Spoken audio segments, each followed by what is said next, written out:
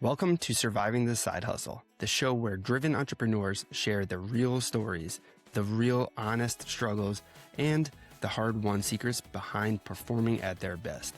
I'm your host, Rob Tracy, a personal performance strategist and the founder of TAPS Coaching, where I partner with entrepreneurs to turn real effort into real momentum. Every week, I sit down with an owner-operator who's building something of their own, and we get past the highlight reel to find out what's actually working. Because the truth is, most people don't need more. They need to pay attention to what works for them and do more of that. So whatever you're building, let's stop spinning and start winning. We'll jump into the show right after this. If you're an entrepreneur or owner-operator who's working hard but feeling stuck spinning your wheels instead of building real momentum, I'd love to help. I want to invite you to a free strategy session with one of our performance strategists. We'll help you see what's actually working, what's holding you back, and the clearest next step to get your momentum going again. To claim your free strategy session, head over to survivingthesidehustle.com/free call. Again, that's survivingthesidehustle.com/free call. We'd love to talk to you. And now back to the episode.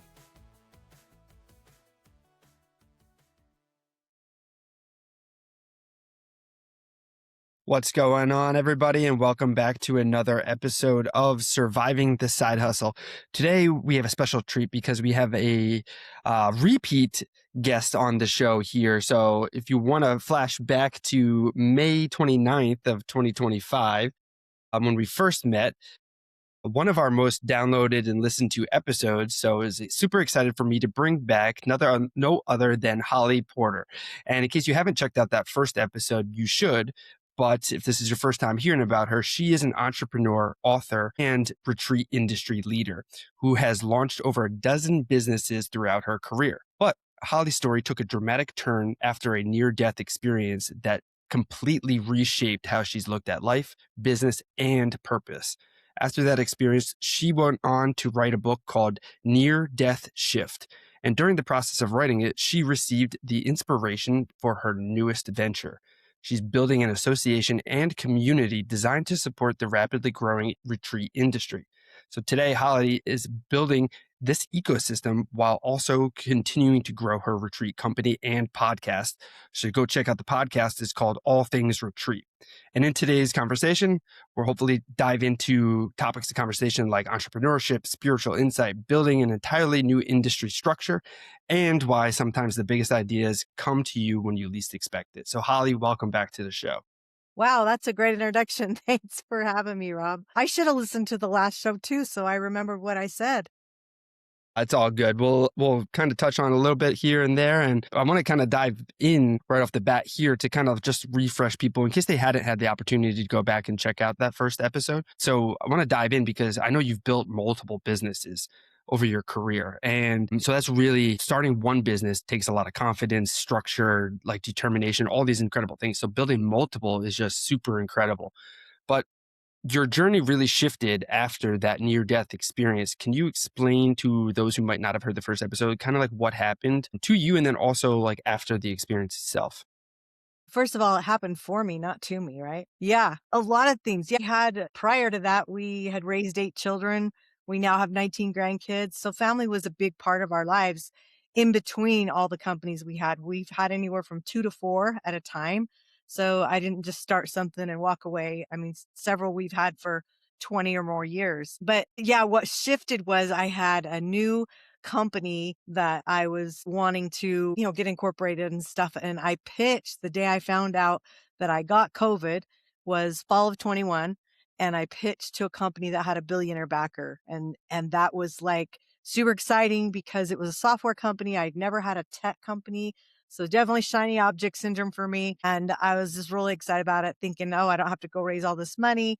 Well, that was one of them. And that was also while I was in the hospital, I had out of body experiences, a spiritual transformative experience, and a near death experience, all within the first 3.5 weeks of the 70 days I was in there. And so one of the things I was told was to not partner with them, and that wasn't the highest and best thing. And so talk about a huge shift. You're like excited, you're ready to go, and you're so ready for a new thing, and then pretty much you get told not to. And then I was also told to start a nonprofit. So it wasn't just like now I'm on my own for this company, but I have to go start a nonprofit too. So there you go, two more companies. And miraculously, I had them both incorporated within the first 4 months after I got out of the hospital, which was another miracle to my story. I have so many miracles because I was sick. I got long COVID after COVID, and all the diagnoses started stacking up, and I was still on oxygen. I had 9 doctors. I went out of the hospital with 12 medications, went in on none. So it was like my whole life just got turned upside down. But when you have a calling to a business, it changes things for you. It's like I feel like I was just guided those first 4 months because about the 4-month mark when they were both incorporated, then I went through almost 2 years of what I call hell, and everything just shifted from there. And so, yeah, it's just being an entrepreneur, you just have to, like, learn to be resilient. Yeah. And I love that too, because to be an entrepreneur or to have some degree of success, you really got to like stick to your guns and really your gut instinct and such. And so, to a certain degree, you got to have a little bit of stubbornness, especially like I know for me, when I first started off and I started my supplement line and I was launching other things, family and friends were kind of like, hey, maybe you like slow down. Maybe you shouldn't set that bar so high because, you don't want to like not hit the expectations. You like they're looking out for your safety because they don't want you to get hurt Yeah. or waste a lot of time. But sometimes you have to take that leap anyways. You kind of went the opposite way though. So like well, not the opposite way, but like this voice, this sensation, this calling to you to not go with this company. Why did you decide to go with that when like I feel like so many people would have been like, wow, this is a dream opportunity. Like I'm ignoring all the signals. I'm diving in with this. And I know you were in the hospital and everything, but like what was it to you that made you make that shift? Well, for me, I mean, God's my higher power, whatever that is for anybody else, I always will respect. But when in the near death, you're told to do something like I didn't get an opportunity to choose, oh, do you want to stay here? Or do you want to go back? I I would have stayed, honestly. I mean, I love my family and all, but I jokingly say I could have done more for my kids on the other side because, I could haunt them over there. They don't have to listen to me anymore. So, I mean, all seriousness, it's like when you're told something from that kind of a place of it's like I was in a space of I call it the gift of all knowing. So like before this experience, I had a lot of intuition and I had what I call the gift of knowing. People that have that know what I'm talking about because you're asked by people at times, how do you know that? And you don't know how you know that. You just know that. It's like Hmm. you're either paying attention to your intuition a little more than normal, but you just with all that's in you know something. When you're in the space where I was with the near death experience, which I call the stadium of light, it's like the gift of all knowing because as soon as everything was telepathic, and as soon as you have a thought, you'd have an answer. I mean, you were like, didn't even think about it and you answered it. And so it was like just that knowing. And so to come back here and remember what I was supposed to do, how could I not? I guess would be my answer to that. Yeah, so it's something you just cannot ignore. You have to kind of go through that. That's the Powerful stuff. calling. That's clearly I have not had one of those, so I don't know, but like it's cool to hear from your experience and just like putting us into it. That Stadium of Light, it sounds so cool and It was. sounds like a really interesting thing. And is this also like so where did the idea or the inspiration for writing near death shift come into play? Was it like immediately then and there you're like, okay, I know I got to do these and then get to this book, or was this something else that came to you down the road? So when I came out of the hospital, when I came out, I think I had 13 books already, and several of them were anthologies where I was part of someone else's or they were part of mine. Had no intention to writing any more books. I had checked that off of my bucket list. I was like, good. Most of my books were smaller or they were like, how to buy real estate, how to sell real estate, things like that. Nothing big like this. But I knew that was another thing I knew instinctively when I came out of the hospital that I had 2 more books. And honestly, I was kinda like, "Really?" And I was like, bummer. I was kind of check that off. I didn't want to do it anymore. And I knew one of them was the story Near Death Shift, but I didn't have the name. And I know the other one after that, which hopefully is a few years down the road, is all the philanthropy work that's coming out of what I was told to do. And so I had a working title for 2 years. So about 2 years after, so it's been a little over 4 now. So about 2 years in, I knew, okay, time to start working on the book. Head's a little, COVID fog's a real thing. My head was clearing up. My health was getting better. I had gone to, from about 20% functioning to 50 to about 70. 70 still sucks, by the way. And now I say I'm about 90 to 95, just depending on the day. That's great. That might be my new norm, and I'm okay with that. But I just started working on it, had a working title. I had someone helping me with some things because I felt like the COVID fog still was like messing with my brain and the the way you would do the chapters. And I just felt like, okay. So I got her. She had a bunch of challenges and sat on it for a year and a half till I finally Mm, took the project back. I just said, okay, this needs to be mine. So, like, there was just like this space and then this inspiration, then space, then inspiration. So I take the book back. I sit on it for about 4 months and then I get this inspiration. Oh my gosh, this book is supposed to be done right now. It needs to be finished. There was only about, I don't know, I think from really when I really dug in deep, it was about 4 months and it was done.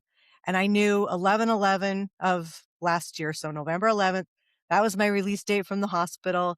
I knew that was the day, and that's very significant to my story. I have 11 leaves and 11 roots on my logo for the retreat company that was like totally done inspirational by somebody else, like just all these things, right? So I was not going to miss the deadline. Worked with a really great editor she's such a perfectionist. She would have made me miss my deadline, but it was that me just saying, no, we are not missing it.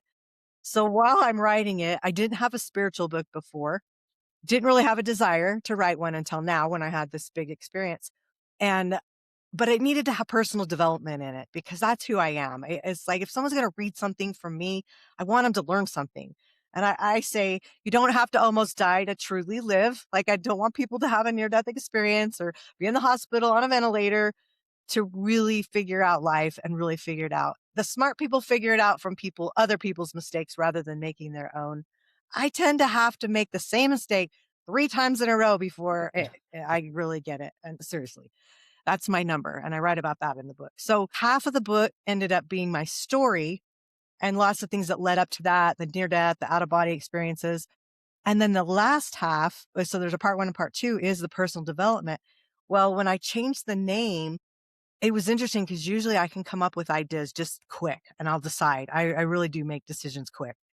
And I sat on that title for like, I want to say a couple months, which is really rare for me. And finally, I just knew, okay, this is it. We're changing it. The shift wasn't part of the acronym. I didn't even realize that's the acronym.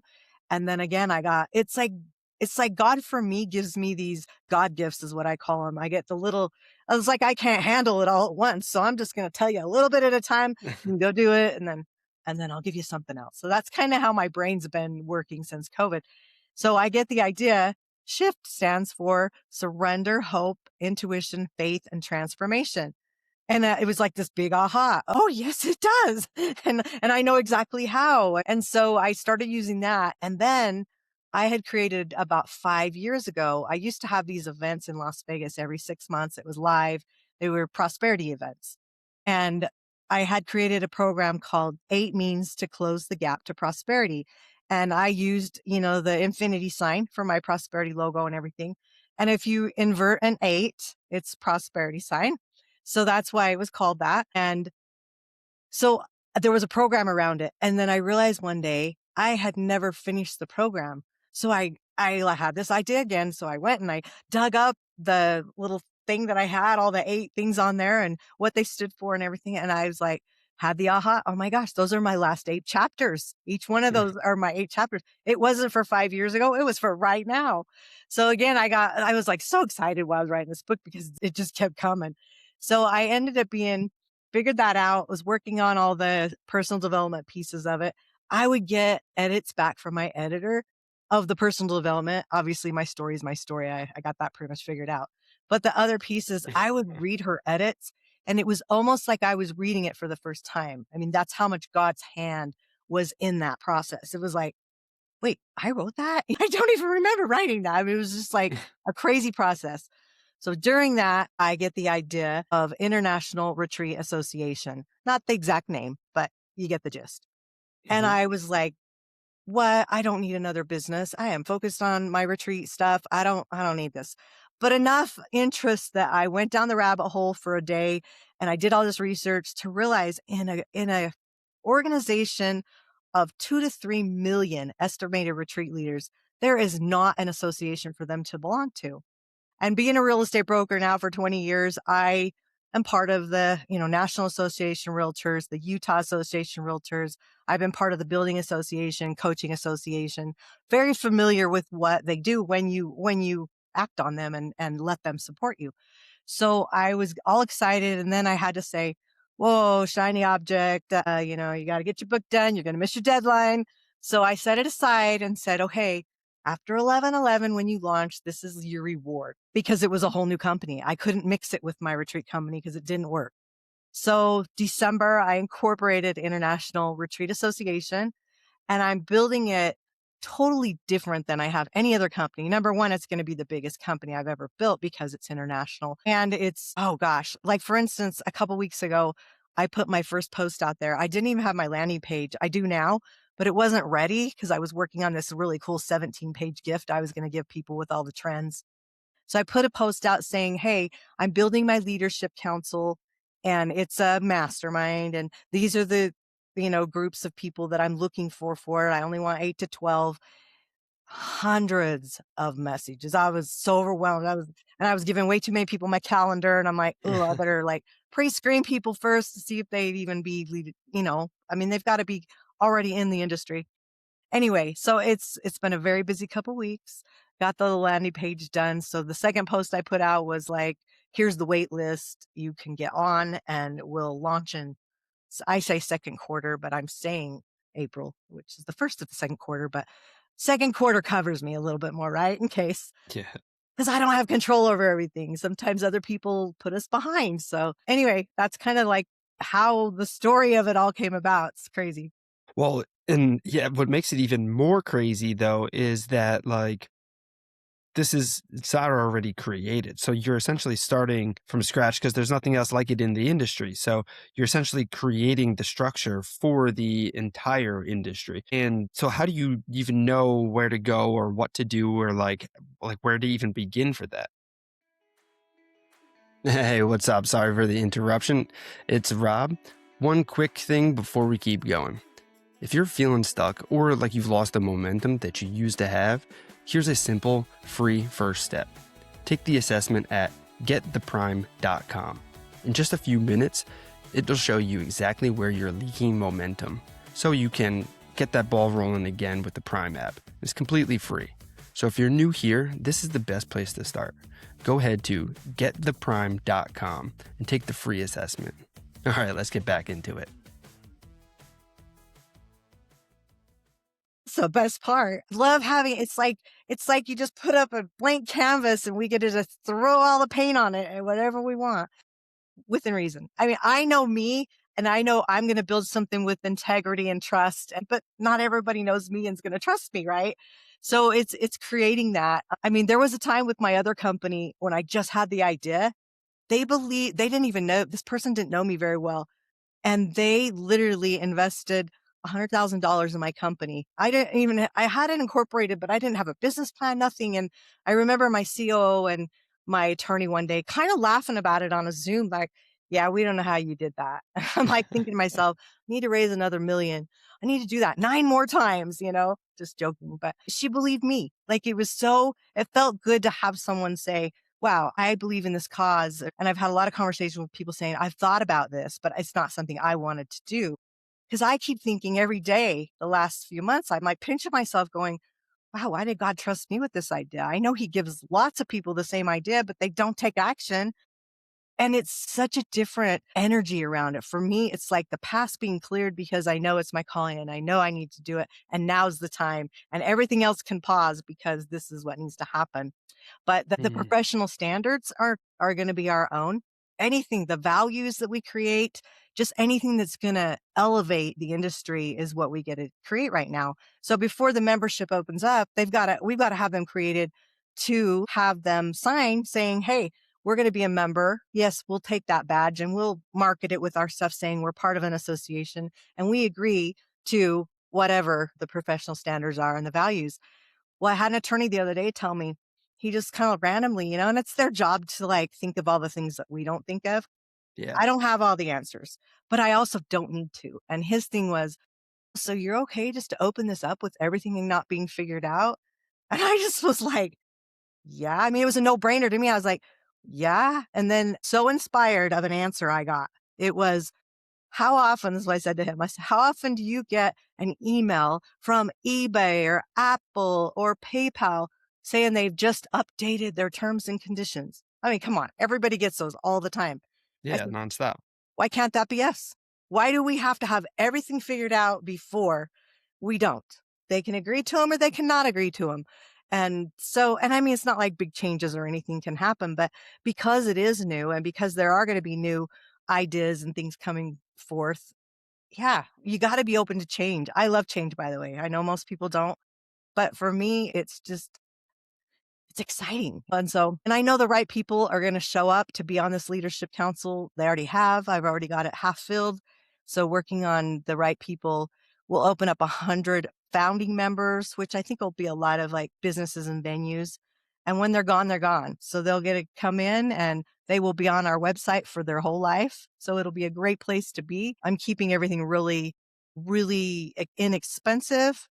Perspectively, like a membership is $111 for the whole year. So if you're a retreat leader and you can't afford that, you probably shouldn't be doing retreats because Yeah. it's really inexpensive. Yeah, that's like incredible value too for that, and I like how it kind of lines up with your 1111 very closely.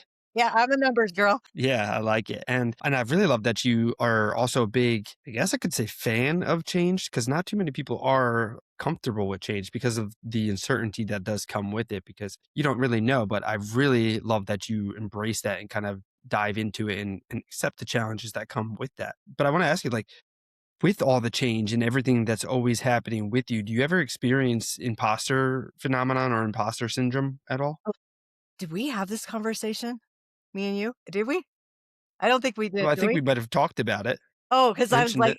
like, it's funny you just asked me that because just the last few days, and I've said it a couple times to people in conversations.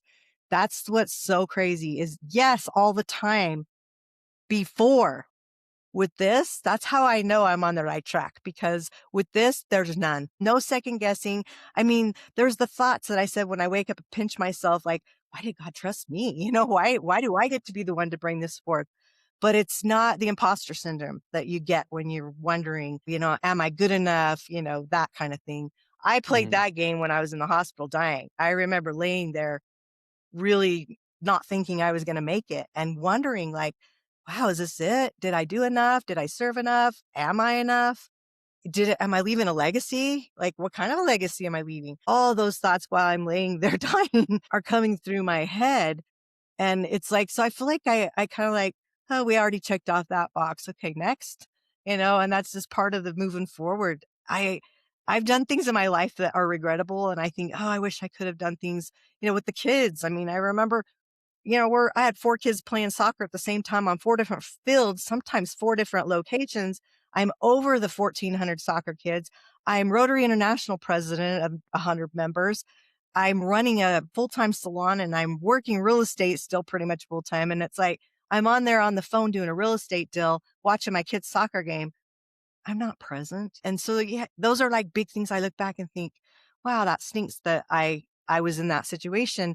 And I look back and I think with the skills I had at the time and what I knew at the time was the best I was doing. And we have to just cut ourselves some slack.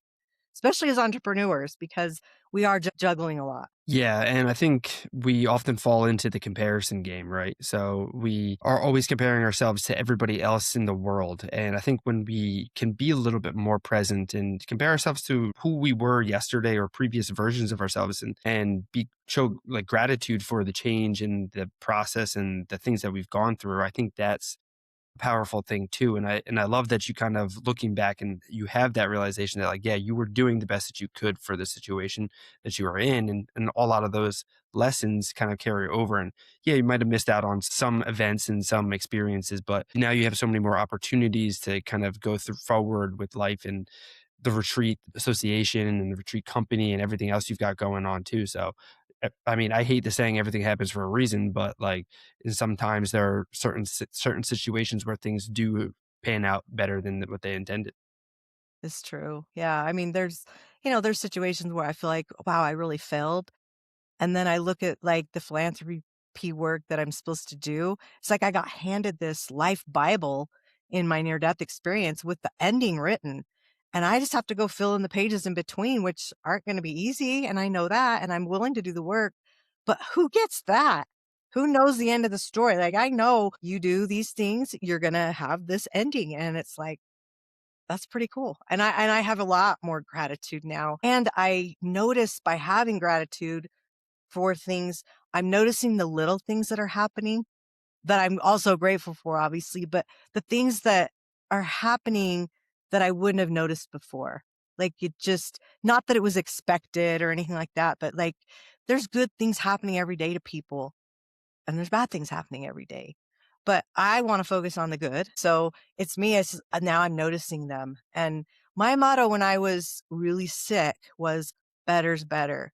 And how I would say that is the next, I get up in the morning and I have all these issues going on and I'm just like, what can I do today to be better than I was yesterday? And this was totally for my health. But anybody can use that and use it in their life. What can I do today to be better than I was yesterday? And if we live that way, wow, everything changes.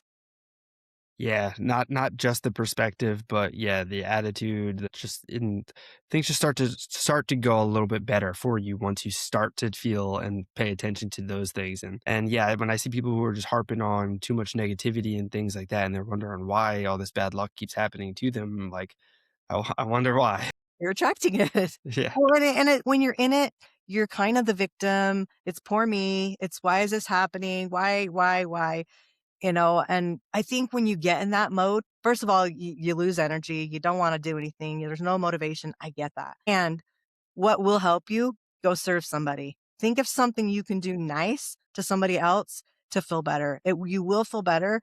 And bonus tip, do something that you don't to somebody, give some service to somebody that you really don't want to, even better. Like that it just shifts things and love people where they're at. That was my other message I came back from my near death. Love them where they're at. That changes again, the energy around it. It takes the judgment away. It's not our place, to decide people's fate or decide their punishment. Unless you're a judge, I guess you get voted in for that, but most people aren't. So Yeah, exactly. Well, so Holly, I know you have a link tree to share with everybody, and I'll make sure to put that in the show notes. But for people who are interested in hearing more about the Retreat Association, or maybe even their like what's going on with the retreat company, and more so just to kind of stay up to date with you and what you've got going on, how do people get in touch or stay up to date with you? yeah. Where can they find you? I'm in the process of updating the link tree so it will also have the International Retreat Association on there. That'll like in the next, probably by the time you bring this live, it'll be done. So if they just use that one link, they can get Near Death Chef book. You can get my website. You can get all my social medias, my email. I love hearing from people. If something resonated with you, let's tell people, let's celebrate things that we're learning from others. Let's tell them because it makes them want to share more. It makes them, wow, I always think if one person today on this podcast hears something that's going to motivate them in their life to do something so that they're better, all worth it. It's worth my time to sit and talk. Thank you for listening. And yeah, so I love hearing from people. Thank you though. Awesome. Yeah. And then I gotta appreciate you for a second because I love the energy. I love connecting with you and I love everything that you're doing here on the show and brought a lot of value. I love the story and everything. So selfishly, I get a lot out of connecting with you because I feel like I absorb some of that energy and that vibe. So I appreciate you coming on and taking the time. But before I let you go, I want to ask you one final question because the show here is a lot of entrepreneurs, side hustlers, and owner operators, really, even. And if somebody here is listening, and maybe they're in their 9 to 5 and they're still kind of grinding and they have this idea, they can feel the calling to pursue something else, but they're not sure if the timing is right. What would you say, or what kind of advice would you give them? Yeah. I would say listen to your intuition. If you're feeling like the timing's not right, it's probably true. And it could be just your fear coming in. Cause I'm one that just like jumps in full on.